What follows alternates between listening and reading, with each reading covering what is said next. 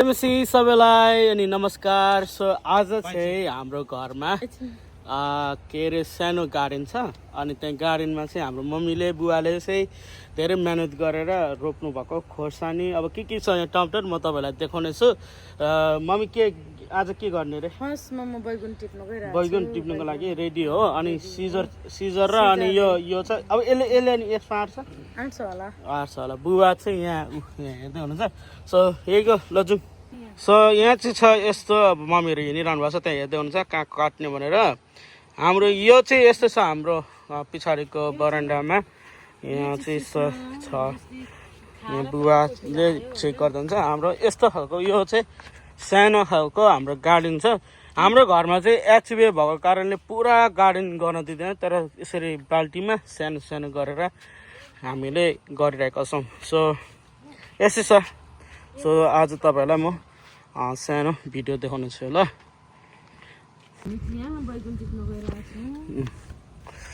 यसै छ यहाँ बैगुनहरू ल बुवाले एउटा टिप्नु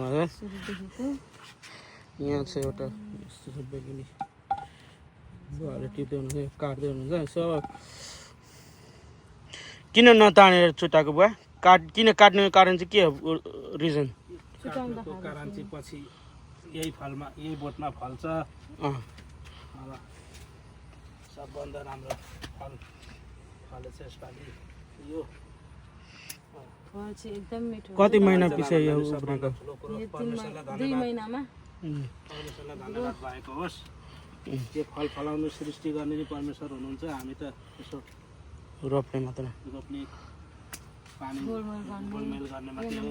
सृष्टि गर्ने त परमेश्वरै हुनुहुन्छ। हामी चाहिँ भर्खरै मात्र के अरे आज चर्च सकेर आज ब्याप्टिजमको कार्यक्रम थियो त्यहाँ सकेर आएको। चेन्ज पनि गर्न नभइकन यहाँ यसो लु फ्रेस आज घरकै खाउन सागबारीको सब्जी भनेर करेला 2 रुपियाँको बोट किनेको 2 रुपियाँको बोटबाट चाहिँ 2 रुपियाँको बोटबाट चाहिँ कति परेछ त नि हेर्नु त है। बैगुन फलेछ। टमाटर पनि बुवाले टमाटर काट्दै हुनुहुन्छ है। यस्तो छ यो बेरा लगाएर यो सबै यो बेरा यसरी काठको बुवाले लगाउनु भएको छ अनि यहाँ काट्दै हुनुहुन्छ। अब यो टमाटर यो सानो सानो खालको टमाटर ठुलो होइन सानो सानो बडाकै यस्तो दामी कस्तो मिठो गन्ध पनि फ्रेस गन्ध आउँदैछ। यसलाई चाहिँ बिस्तारै बिस्तारै अलिअलि झरेछ नि पाकेर झरेर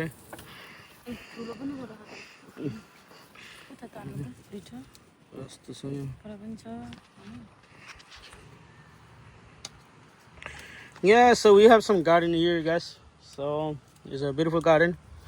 अब यसमा मेहनत त लाग्छ पानी भनौँ मल भनौँ अब यसलाई टेक केयर गर्नु पर्यो अनि यो सबै चाहिँ हाम्रो मम्मी बुवाको है दबाई पानी गर्नु पर्यो।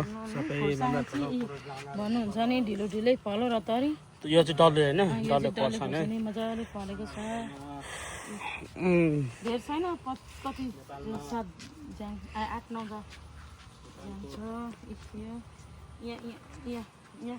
एकदमै यो कस्तो मजाले फैलेको छ भने नि हेर्नु नि खोर्सानी चाहिँ यो चाहिँ डल्ले खोर्सानी हो अझै फुलिरहेको छ।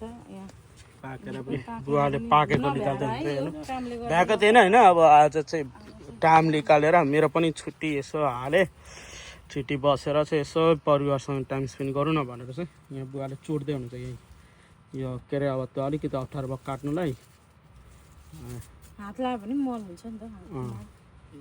अब हामी कता जान्छौँ करेला सबै चाहिँ हामी गर्दैनौँ तर अब जस्ट अलिअलि मात्र गरेर हामी निकाल्दैछौँ किनभने अब अरू बेला पनि चाहियो नि त। आज चाहिँ यसो खानको लागि परिवारलाई पुग्ने यहाँ बुवाले काट्दै हुन्छ करेला हेरौँ कसै काट्दै हुनुहुन्छ करेला यत्रो मलाई खासै भन्ने भने करेला चाहिँ म आम नट अ बिग फ्यान तर मलाई चाहिँ हाम्रो गोपाल काकाले मेरो बुवाको भाइ साइला काकाले यति मिठो बनाउनु हुँदैन नि। ओ माई गड भनौँ न अति मिठो पाकेर हेर्नु यस्तो भएको छ। अब यो के भन्नु अब बिउ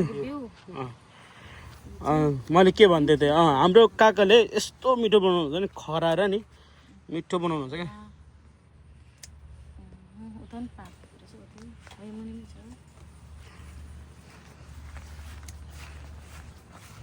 फल फलेछ, यता पनि छ। हेर्नु कस्तो मजाले फलेछ।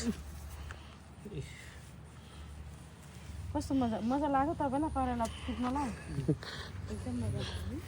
भरेको सब्जी नै यही हो हाम्रो भरेको लागि चाहिँ सब्जी यही नै हो, भ्याजी भ्याजी सब्जी भ्याजी है। सब्जी आज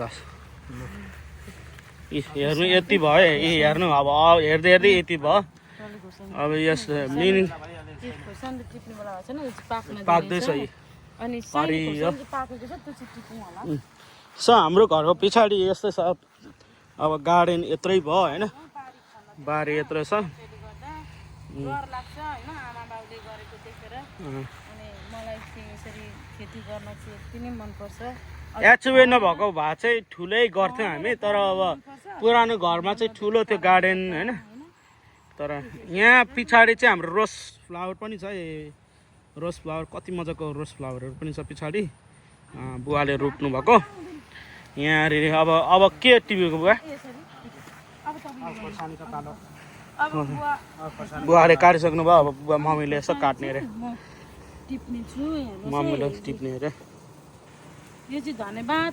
यो चाहिँ मलाई पेन्सिलहरूबाट मेरो बाबैले सन्दी बाबाले मेरो माइली छोरीको ससुराले पठाइदिनु भएको बिउ।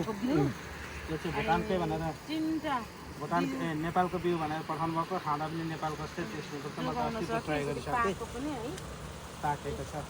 परमेश्वरलाई धन्यवाद भएको होस्। अनि यो बिउ पठाउने बाबालाई पनि परमेश्वरले यता यता पाएको छ। यो एकदमै स्वादिष्ट छ, पिरो छ, एउटाले नि काम पुऱ्याउँछ है। यो चाहिँ के भन्छ यसलाई, जिरे खोर्सानी भन्छन् होइन। जिरो खोर्सानी, जिरे खोर्सानी हो त्यो चाहिँ। पाकेछ पनि एक हेर्नुहोस् है, तपाईँले पनि टिप्नुहोस्। एउटाले राम्ररी काम पुऱ्याउँछ, त्यो खानु पनि पर्दैन। फेरि मलाई चाहिँ खोर्सानीदेखि डर लाग्छ, तर मेरो श्रीमानलाई चाहिँ यता पनि छ। त्यो पर्दैन, त्यो एकदम पाकेको छ, बिउ राख्नुहुन्छ पाकेको छ। एकैचोटि टिपेर राख्नु। मेरो श्रीमानलाई चाहिँ खोर्सानी बेला हुँदैन है। यसरी पाकेको छ हेर्नुहोस्, त्यो पाक्यो। पाकेको छ यसरी। परिश्रम चाहिँ गर्नु मात्रै पर्छ, तर परिश्रमको फल चाहिँ परमेश्वरले दिनुहुन्छ है। हारेस लागिसकेको छ, फल्दै फलेको थिएन, फुल्दै फुलेको थिएन।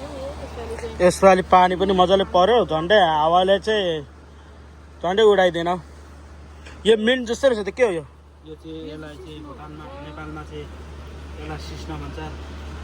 सिस्टम पनि हेर्नुसँग राम्रो हुन्छ। यहाँबाट सुगर प्रेसरलाई पनि राम्रो गर्छ यसले। यसको फुल पनि राम्रो हुन्छ। अस्ति एक साथ खाइयो। धेरै धन्यवाद परमेश्वरलाई, यसरी जुटाइदिनु भएको छ। खै हेरौँ यो यता देखाइदिनु भयो। लु आजको हाम्रो यति भयो है, मजाको यति मिठो अब यो खानेकुराहरू छ होइन। तपाईँले पनि घरमा यदि टाइम भयो भने चाहिँ तपाईँले पनि गर्न सक्नुहुन्छ। लु के भन्नुहुन्छ बुवा मम्मी, के भन्नुहुन्छ अन्तिममा गरेर? लु धन्यवाद तपाईँहरूले यो भिडियो हेरिदिनु भएको लागि। हाम्रो चाहिँ आजको लागि यति छ निकै छ, तर अब हामीले सबै नोटिफिकेसन किनभने बिग्रिन्छ नि त। हामीले यसरी गरेको थियौँ, मेहनत गरेको थियौँ, यो मेहनतको फल परमेश्वरले दिनुभएको छ। परमेश्वरलाई धन्यवाद भएको होस्। अनि यो